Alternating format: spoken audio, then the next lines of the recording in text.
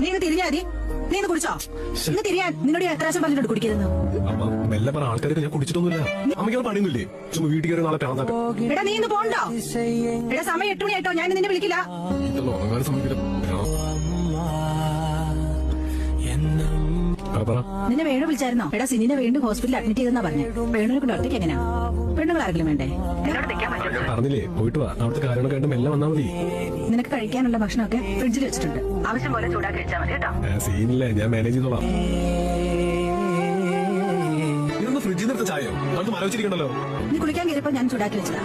നീ ബാത്റൂമിൽ കയറി ഫോൺ കുത്തിക്കൊണ്ടിരിക്കാൻ നിനക്ക് മണിക്കൂറൊന്നായി. അല്ലെങ്കിൽ രാവിലെ തുറന്നല്ലേ? അപ്പം വേറെ ഉണ്ടാക്കിയിട്ടില്ല. എടാ നീ രാവിലെ കഴിക്കാണ്ടല്ലേ പോയത്? അത് നിനക്ക് വേണമെങ്കിൽ എടുത്ത് കഴിച്ചിട്ട് പോട്ടോ. അമ്മയ്ക്കൂടെ വേറെ എന്താ പണി? രാവിലെ ചുമ്മാ ഇരിക്കല്ലേ? എന്നാ പിന്നെ വായിക്കുന്ന ജില്ലോ ഉണ്ടാക്കി ചോടന്റെ അമ്മ.